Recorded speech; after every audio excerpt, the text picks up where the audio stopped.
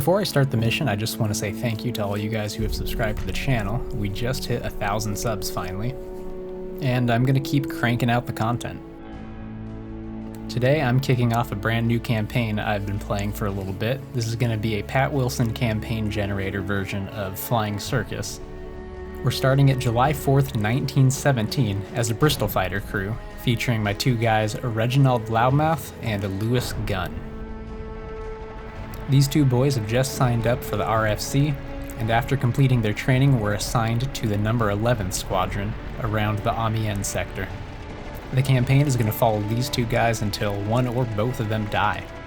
With no further delays, let's get on to the mission. Alright, flight lead's going. Let's go forward. Those two guys should follow me in just a second. Bristolfighter is going to be pretty heavy on takeoff for this one, because of the 12 bombs that I have strapped to the bottom.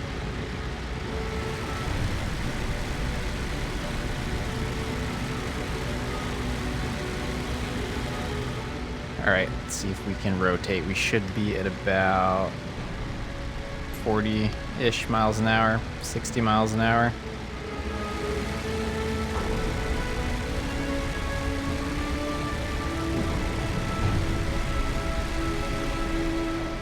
There's the flight lead. Lost him under the wing there for a second.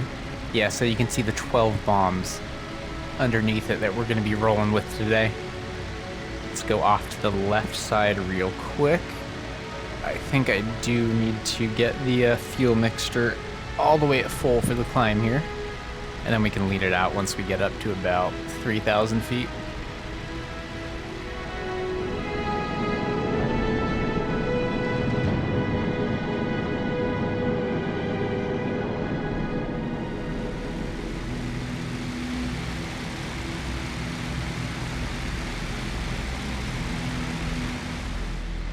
Alright, we are in formation with the flight lead, and you've got the other two Bristol fighters that we're flying with off to my right. My boy Lewis is here with me again. He's going to be manning the twin Lewis guns, watching our back while we go in for the bombing run.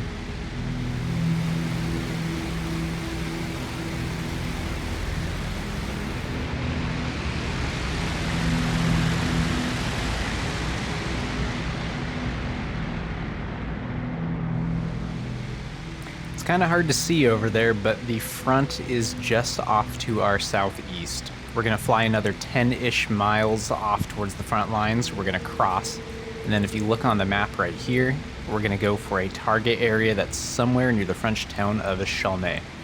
We don't really know what we're going to hit, just anything that looks like a target. Once we're done with that, we're going to fly back over the front, should be able to get home. The distances are pretty short on the Western Front map, but they feel so long because of the flight times with the World War I aircraft.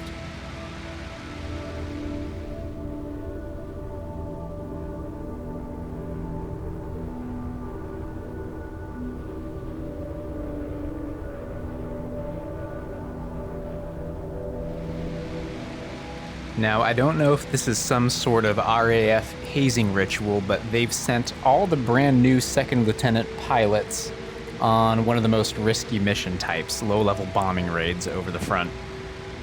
Seeing as it is my first mission, I'm going to try and stay alive and bring the bird home, but they don't give us parachutes, so going down anywhere until we get back over the front lines is a death sentence. But in VR, I'll be able to see the ground approaching me with perfect depth perception.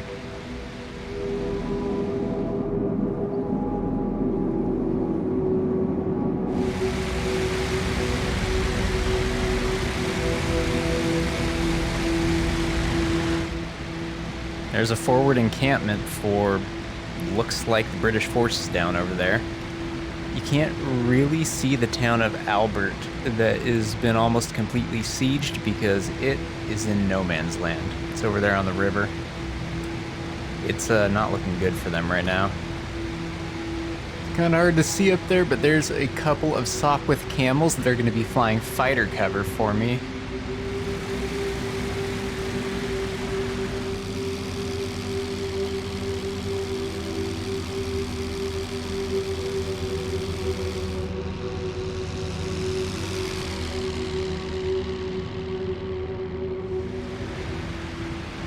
Well, we're definitely over no man's land right now, so this is where it gets hairy.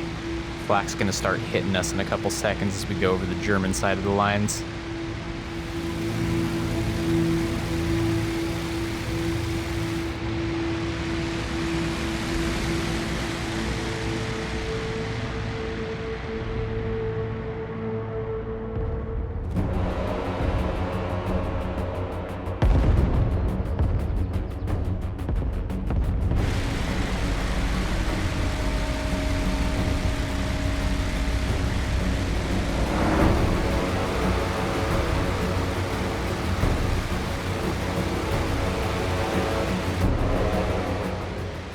I see something up in the sun that just turned away from us. I'm hoping it's not going to dive on top of us. There it is again. There's flak hitting it, so maybe that's a friendly Bristolfighter or something that's dragging it. You can see the German trenches down there, and then all the just general explosions all over the countryside. We have not been hit by flak yet, which is a promising sign.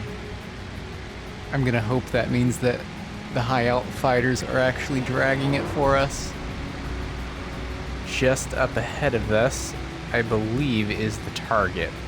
Right about now is the time we start looking for anything juicy on the ground. Any depots that we can hit, any, troop transports, any masses of infantry that are moving towards the front. Anything's a legitimate target with the 12 bombs I have. There's something promising. It's definitely a depot over there. And I see a lot of specks out in the field that I'm gonna hope... Uh-oh. Something just... Yeah, that's flak. Okay, let's go a little bit evasive right now. I do want to stay in formation with my teammates, but open air canopies and flak are not a good thing. Shrapnel's gonna take your freaking face off if you're not careful.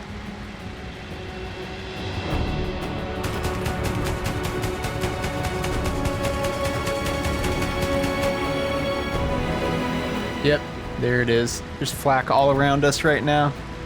There's even tracers that are Oh! Okay, I need to start moving. That was a little bit too close for comfort.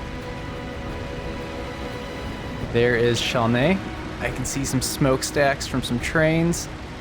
There's a lot of specks all over the ground. That's our target area. Okay, we're probably at about... Where'd my altimeter go? 3,000 feet? No, wait. That's the wrong one. We are at 1,900 feet, which is not super high, but it's more than enough to get up to max speed for this dive we're about to do. Let's give it a second as we get closer and dodge the incoming flak, then we'll begin the attack run.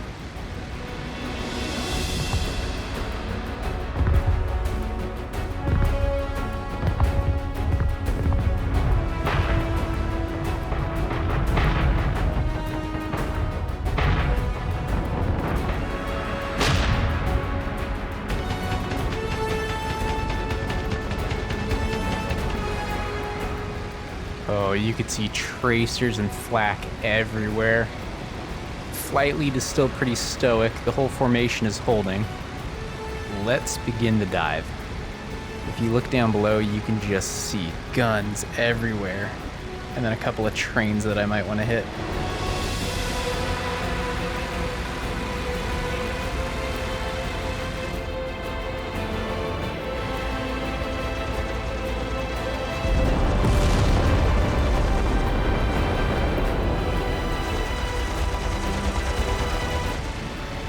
Alright, here we go.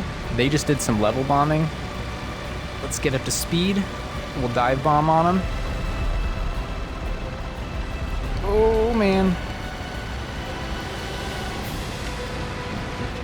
I took some flak to the face. Machine guns are a little bit too close.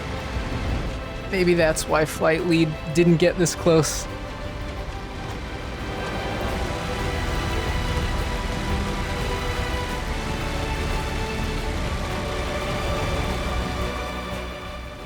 It is just nightmarish up here. Lewis, you still okay back there, buddy?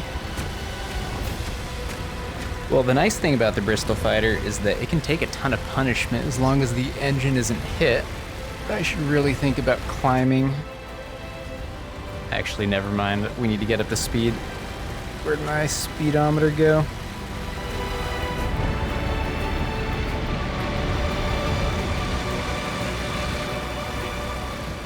No, I don't see any smoke behind me. I don't see any engine damage. I just see a ton of torn up fabric all over me. And maybe some damaged control surfaces. Okay. Flight lead is still way up there in the sky. I'm probably not going to be able to catch him. I might have to fly low over the front. I'm really pushing my engine right here. If it did get hit, I don't want it to crap out over no man's land. I'd much rather become a prisoner of war. But we are out of range of all the crazy flak, all the machine guns. Now it's just whatever's left.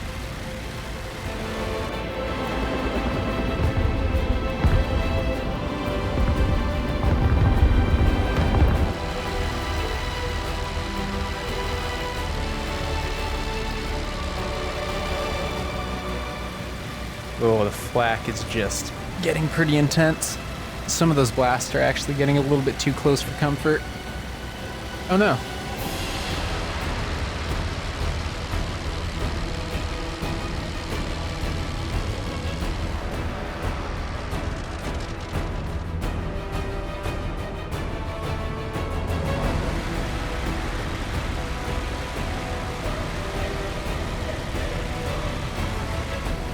That guy's going down, and he does not have a parachute.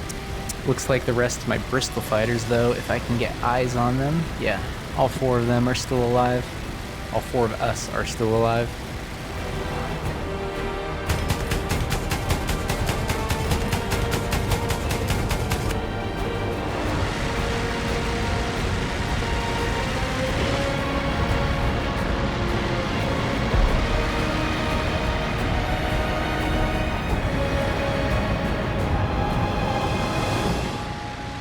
Oh no!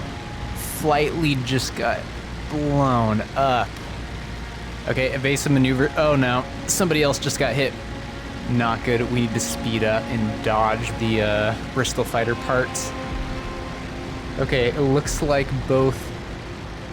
Who was my flight lead? Addison.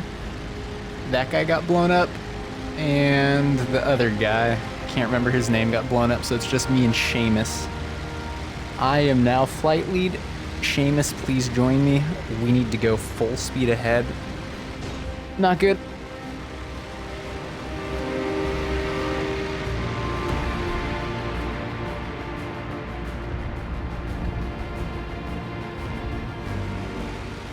I think I dropped too low, and now we're getting hit by tracer fire from somebody.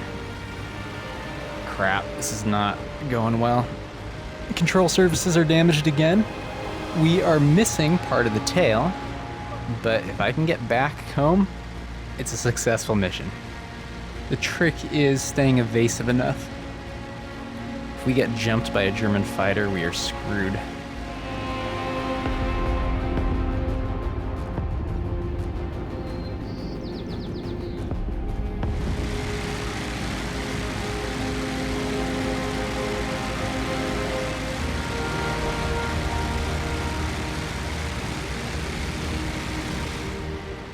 Okay, we made it over the front lines, but my vision is going blurry.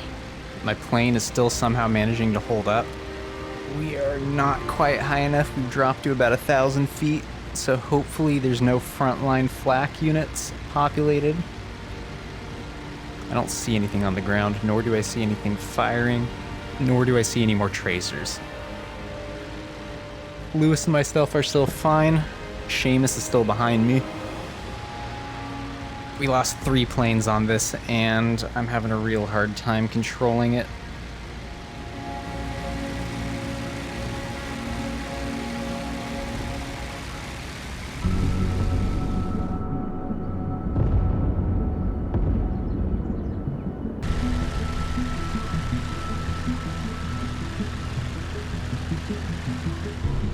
My vision is really starting to get blurry. My pilot's losing a lot of blood. But we're almost out of no man's land. It's the town of Albert, somewhere over there. and I need to start looking for an airfield over on the British lines. As long as I can put this plane down, my pilot gets to live another day. We still managed to stay alive with one Sopwith Camel and Second Lieutenant Seamus, the only survivors. We lost 5 airmen today. And I don't see anything on the ground that I can use as an airstrip quite yet.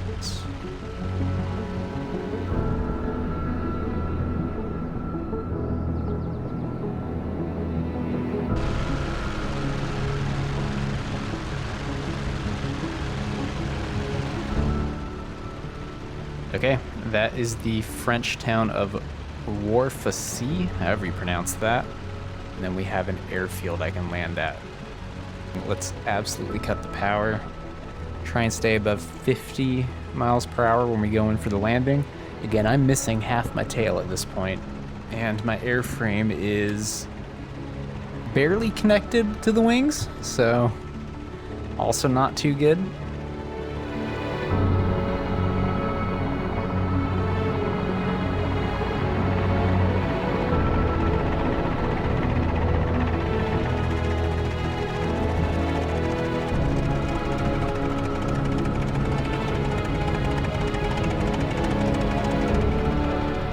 It looks like I managed to save the propeller too, so my engine gets to be used another day also. Awesome. Mission accomplished.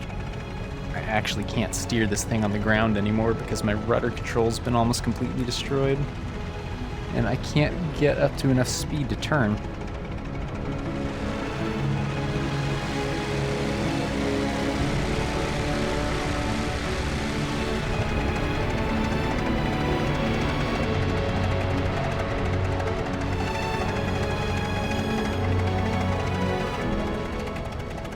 Okay, we'll let the ground crew deal with this broken plane right now. Hopefully Seamus is gonna circle around and put his plane down. I think he's been hit pretty hard. Lewis is still alive. I've been hit. We lost 5 airmen on that mission, but successful. Okay, we'll see you in the next campaign mission. Thank you.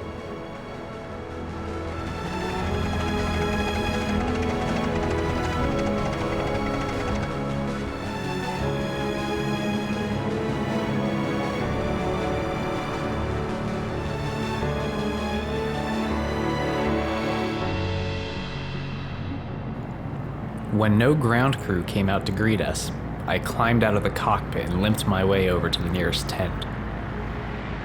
The small medical staff of the airfield took care of my wounds, although Lewis was unhurt. And after looking at our aircraft, it's a miracle either of us survived. The cut on my head looked worse than it was, and the shrapnel in my left leg was very shallow. Lewis and I got on a horse cart to Amiens, where we could catch a truck back to Valereau Airfield and meet up with our wing again. Later that evening, Lieutenant Hayworth flew back over the lines to survey the damage. Although we were successful in knocking out a good portion of the rail yard, and we took out a few anti-aircraft emplacements too, it came at a high price. Number 11 Squadron lost 4 aircrew today when 2nd Lieutenant Addison Chancellor and 2nd Lieutenant Gavin Battle's aircraft went down over enemy lines. 2nd Lieutenant Elliot Sinclair of number 43 Squadron, who had been providing us with fighter cover, was also killed in action. The following day, Captain Fogg stopped by my tent to hand me my wound stripe. The captain called it something of a tradition for our wing. He told me that this meant I was a real airman now. When I voiced my concerns about the apparent suicide mission we had been sent on, the captain told me to get used to it. He also told me that's why they sent the 2nd lieutenants.